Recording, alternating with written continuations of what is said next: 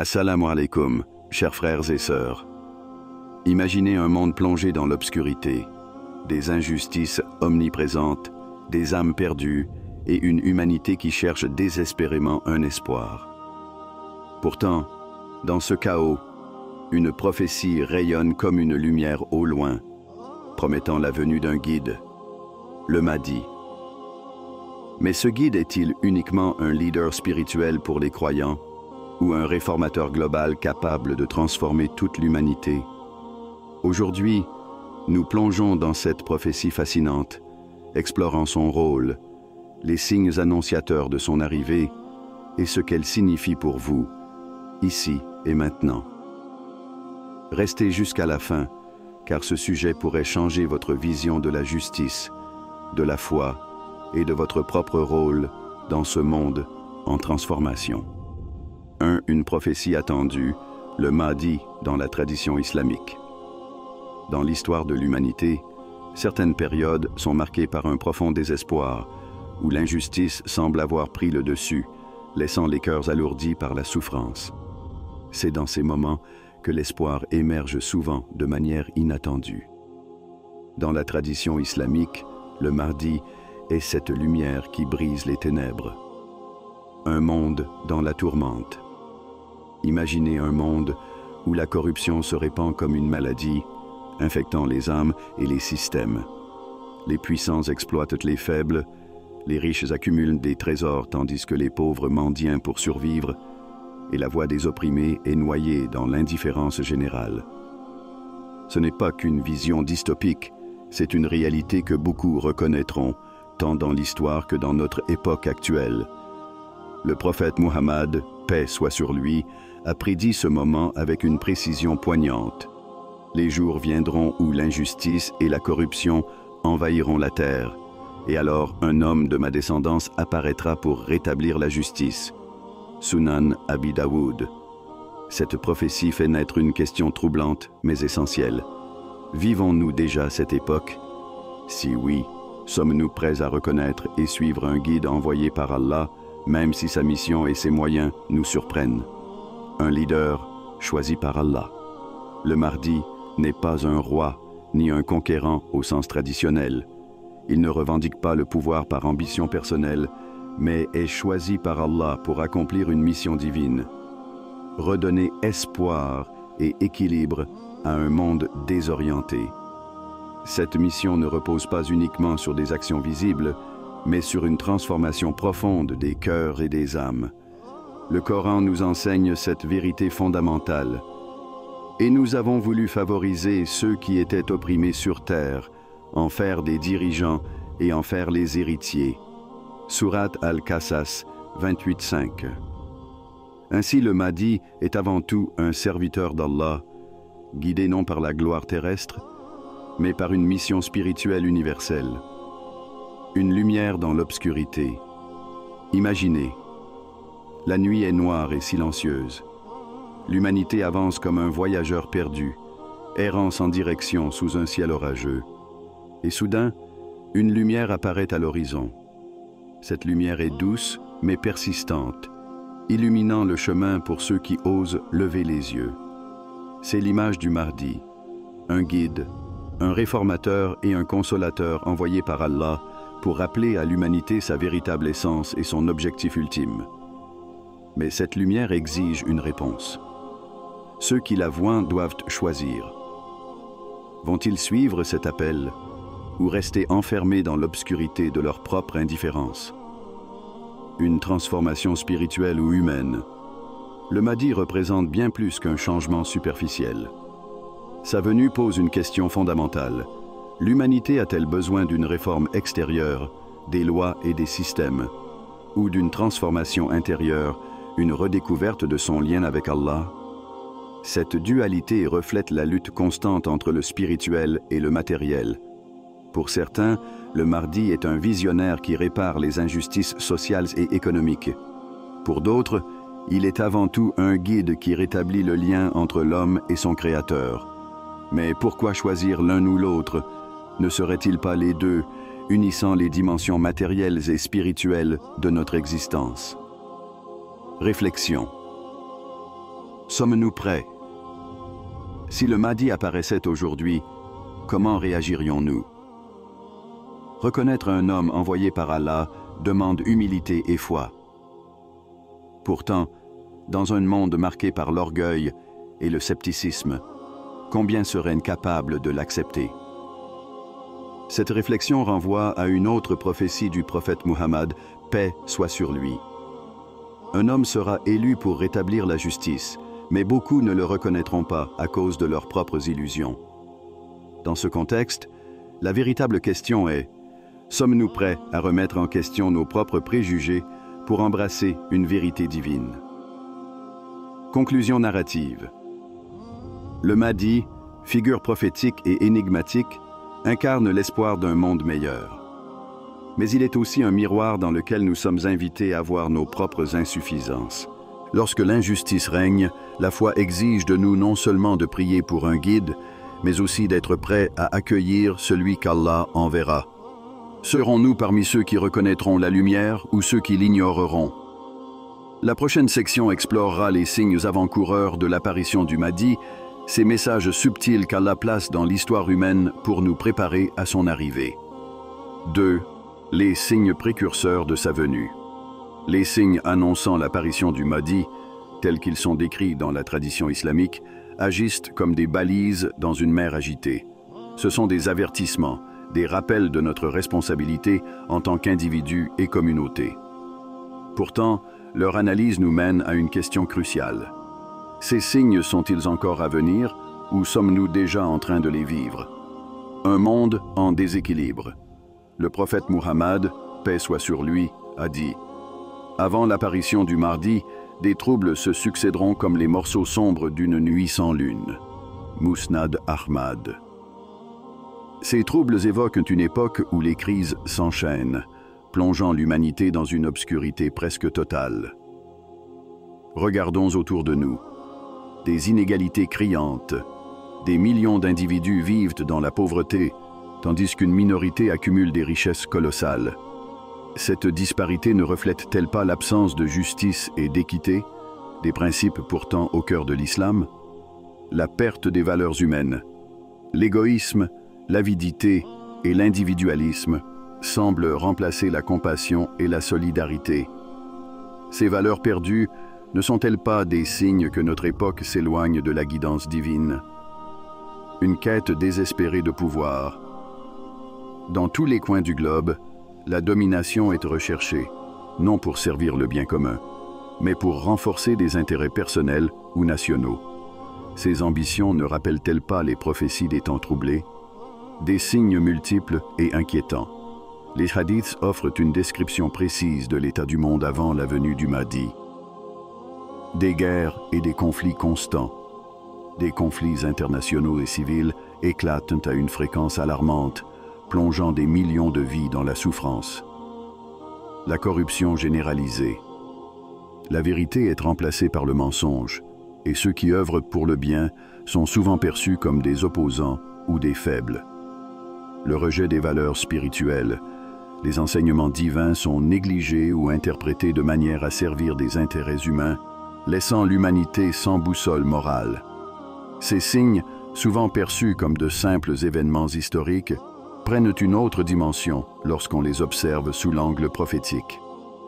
La question n'est donc pas seulement de savoir si ces signes sont présents, mais ce qu'ils signifient pour nous en tant que croyants. Sommes-nous préparés? Le Coran nous interpelle. Ô vous qui avez cru, obéissez à Allah, obéissez aux messagers et à ceux d'entre vous qui détiennent l'autorité. Puis, si vous vous disputez en quoi que ce soit, renvoyez-le à Allah et aux messagers, si vous croyez en Allah et au jour dernier. Cela est bien mieux et d'interprétation plus excellente. Sourate An-Nisa 459. Ce verset souligne l'importance de suivre la guidance divine et les figures autorisées dans les moments de confusion. Mais sommes-nous prêts à abandonner nos égos, nos préjugés et nos attachements mondains pour suivre un guide envoyé par Allah? L'histoire montre que, dans des périodes similaires de crise, l'humanité a souvent résisté à ses réformateurs, qu'ils soient prophètes ou dirigeants justes. Les hommes préfèrent souvent leurs propres intérêts à la vérité, ce qui complique leur capacité à reconnaître une figure authentique comme le Mahdi. Réflexion personnelle. Le miroir de notre époque. Et si les signes des temps nous invitaient d'abord à une introspection? Lorsque nous lisons les descriptions prophétiques, il est facile de pointer du doigt le monde extérieur. Mais qu'en est-il de nos propres cœurs? Suis-je engagé dans la justice dans ma propre vie ou tolérerai-je l'injustice lorsqu'elle me profite? Ai-je préservé les valeurs spirituelles et morales ou les ai-je compromises au nom du confort ou du succès matériel? Suis-je prêt à me soumettre à la volonté d'Allah ou est-ce que mon ego reste un obstacle à ma foi? Les signes ne sont pas simplement des avertissements pour l'humanité dans son ensemble, mais des rappels pour chaque individu de se préparer, spirituellement et moralement, à un moment où un leader divin pourrait apparaître. Question à méditer. Lorsque l'humanité touche le fond, sommes-nous prêts à abandonner nos égos et nos illusions pour suivre un chemin de droiture? Le Mahdi, dans son essence, n'est pas seulement une figure externe. Il est aussi une idée, un appel à chacun de nous à devenir meilleur, à reconnaître les injustices et à travailler à les éradiquer. Avant qu'il ne vienne transformer le monde, sommes-nous prêts à transformer nos propres vies? Dans la prochaine section, nous explorerons le Mahdi comme réformateur universel et spirituel, une figure qui dépasse les frontières et les systèmes pour appeler l'humanité à un renouveau global. 3.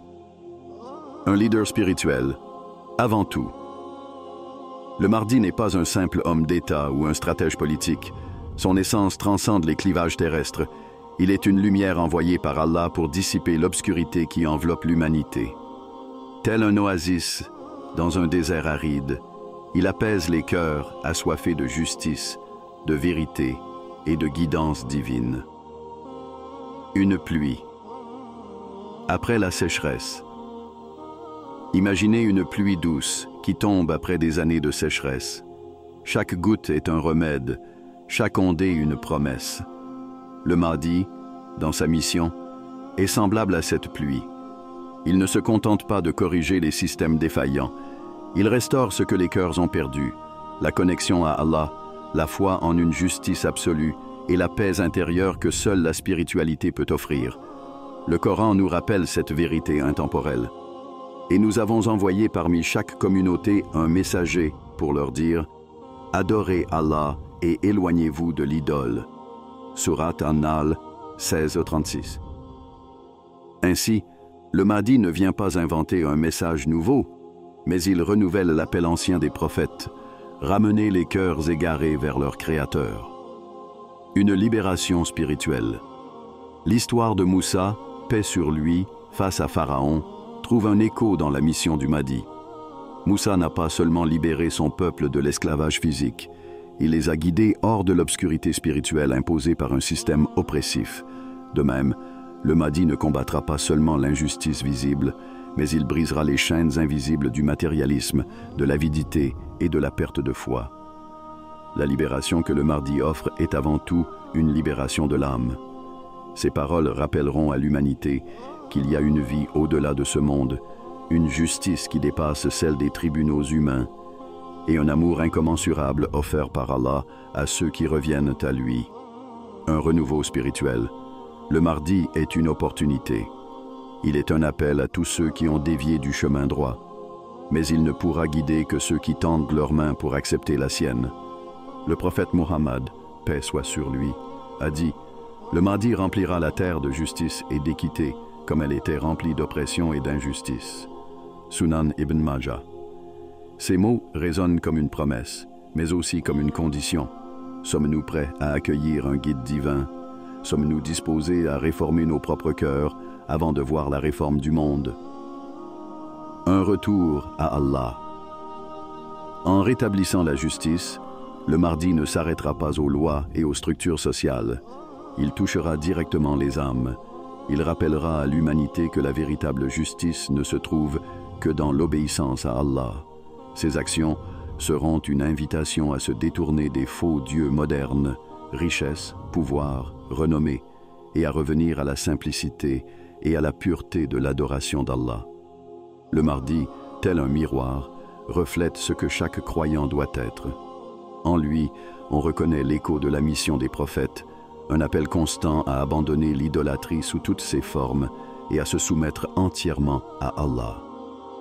Une question pour l'âme. Et vous? Si le Mahdi apparaissait aujourd'hui, seriez-vous prêt à le suivre? Seriez-vous capable de mettre de côté vos ambitions personnelles, vos doutes et vos peurs?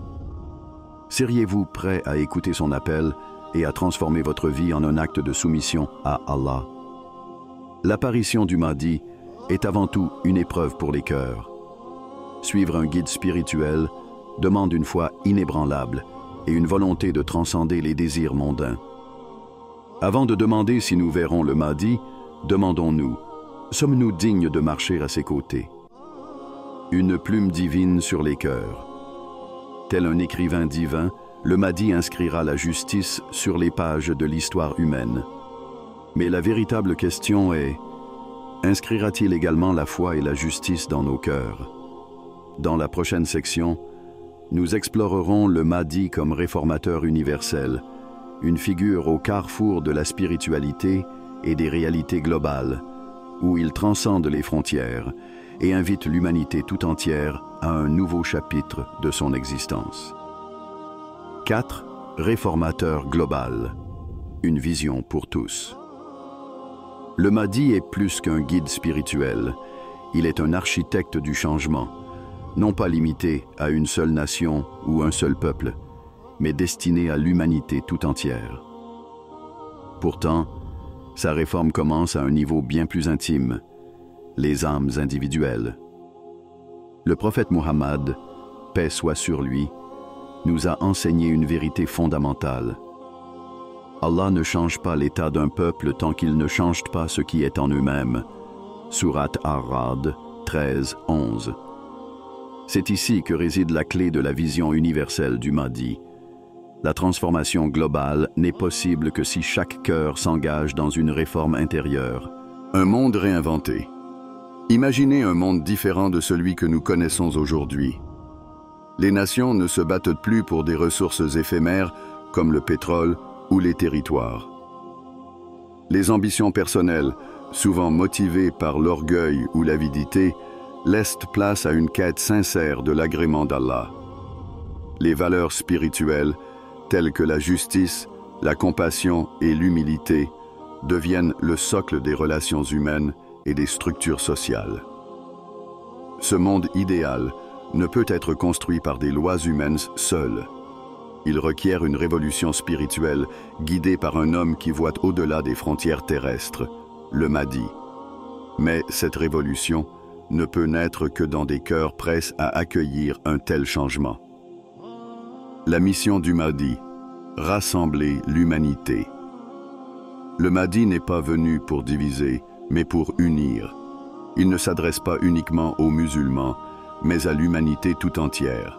Sa mission est universelle, transcendant les langues, les cultures et les croyances.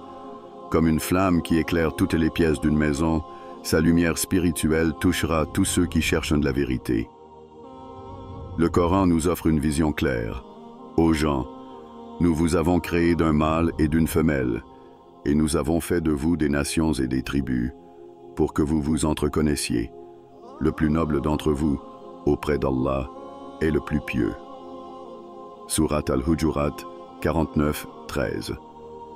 Dans un monde où les différences sont souvent des sources de conflits, le Mahdi rappelle que la diversité humaine est un signe de la grandeur d'Allah, et non un prétexte à la division.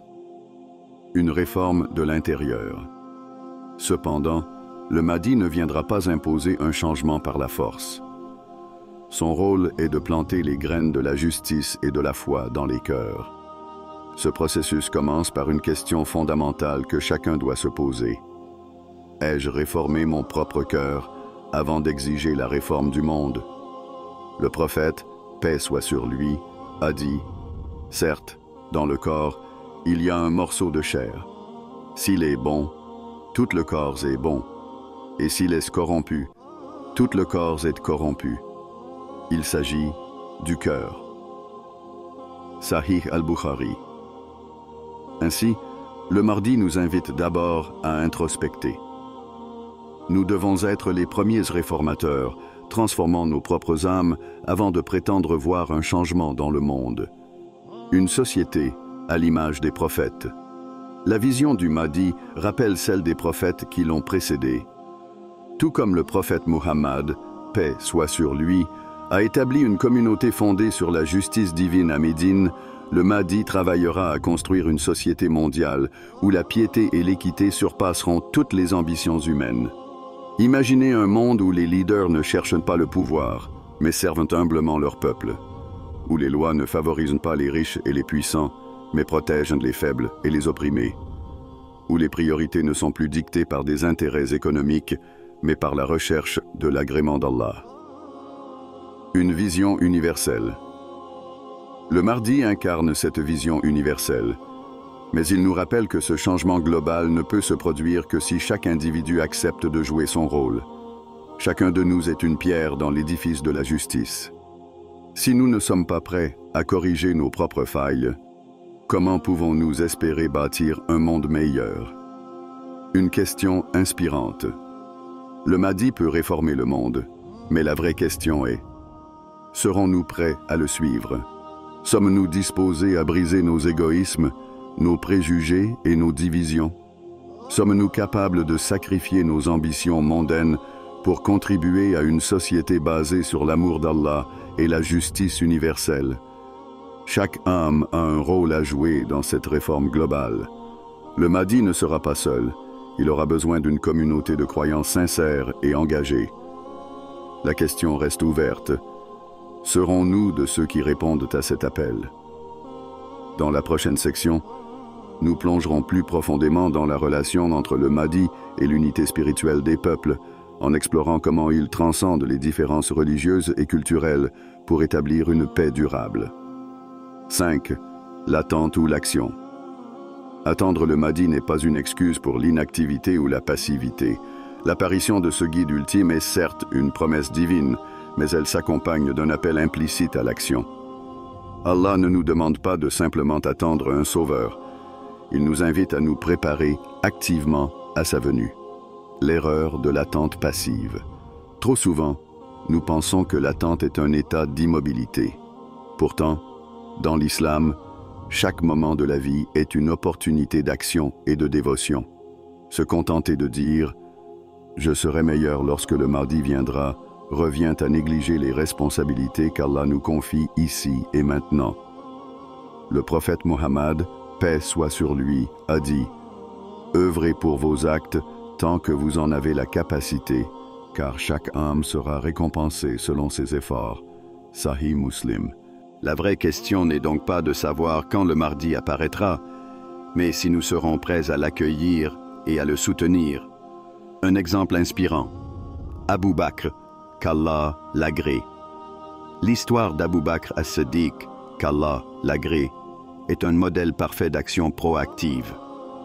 Lors des moments de crise, notamment après le décès du prophète Mohammed, paix soit sur lui, Abu Bakr n'a pas attendu que quelqu'un d'autre prenne les devants. Il a agi avec courage, guidé par sa foi et sa conviction que les promesses d'Allah se réaliseraient. Il a rassemblé les musulmans, protégé l'unité de la communauté et assuré que la mission prophétique ne s'arrête pas. Pour Abu Bakr, l'attente n'était pas un état passif, mais une invitation à renforcer sa foi et à agir pour le bien de tous. Cette attitude nous enseigne que l'action sincère et guidée par la foi est toujours préférable à l'inaction, même lorsque l'avenir reste incertain.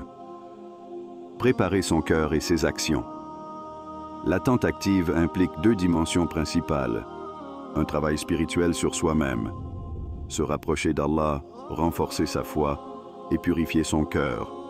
Comme le prophète Muhammad, paix soit sur lui, a dit « Certes, Allah ne regarde pas vos corps ni vos biens, mais il regarde vos cœurs et vos actes. » Sahih Muslim. Ce travail intérieur nous permet de devenir des individus capables de reconnaître et de suivre un guide comme le Mahdi lorsqu'il apparaîtra. un engagement envers les autres. Pratiquer la justice, aider les opprimés et œuvrer pour le bien de l'humanité. Allah nous rappelle dans le Coran qu'il y ait parmi vous une communauté qui appelle au bien, ordonne le convenable et interdit le blâmable. Ce sont eux qui réussiront. Sourate Al-Imran 3, 104. En nous engageant dans ces actions, nous ne nous préparons pas seulement à l'arrivée du mardi, mais nous participons également à la construction d'un monde plus juste et plus proche des valeurs qu'il viendra incarner. L'attente, comme une épreuve. Le délai avant l'apparition du Mahdi peut être perçu comme une épreuve pour tester notre patience et notre foi. Sommes-nous prêts à continuer de pratiquer la justice et d'agir dans le bien, même lorsque l'obscurité semble s'épaissir autour de nous? Le Coran nous rappelle « Et sachez qu'Allah est avec ceux qui sont endurants » Sourate Al-Baqarah 253. Cette attente n'est pas un vide, c'est une période d'entraînement spirituel et moral pour les croyants. Une question à méditer. À l'image d'Abou Bakr, qui a su agir avec foi et détermination, sommes-nous prêts à prendre les devants pour devenir des bâtisseurs de changement? Ou attendons-nous simplement que quelqu'un d'autre fasse le travail à notre place? La vraie réforme commence en nous. Le Mahdi est un guide, mais il a besoin d'une communauté de croyants solides et actifs pour que sa mission réussisse. L'attente passive ne construit rien, l'action, elle, ouvre les portes d'un avenir meilleur. Le défi du présent. Chacun de nous doit réfléchir à ce qu'il peut faire, aujourd'hui, pour se préparer à l'arrivée du Mahdi. Peut-être est-ce en purifiant notre intention dans chaque acte, peut-être est-ce en aidant quelqu'un dans le besoin ou en servant notre communauté, peut-être est-ce en nous éduquant sur les valeurs de justice, de patience et d'humilité. Le prophète, paix soit sur lui, a dit « Les meilleurs d'entre vous sont ceux qui œuvrent pour le bien des autres. » Sahih al-Bukhari. La question est posée. Êtes-vous prêt à devenir un bâtisseur du changement, ici et maintenant, même avant l'apparition du Mahdi? Dans la section suivante, nous explorerons le lien entre le Mahdi et les valeurs universelles de justice et de paix, en examinant comment son arrivée inspirera un monde transformé pour les croyants et au-delà. Le Mahdi n'est pas simplement une promesse ou une figure du futur, il est un rappel pour chacun de nous de devenir des acteurs du changement dès aujourd'hui. Cette prophétie nous invite à transformer nos cœurs, à agir avec justice et à préparer le terrain pour un monde meilleur. Alors posez-vous cette question. Seriez-vous prêt à reconnaître un homme envoyé par Allah? Plus encore, êtes-vous prêt à agir dès maintenant pour incarner les valeurs qu'il viendra restaurer? Le temps de l'attente n'est pas passif, il est une épreuve et une opportunité.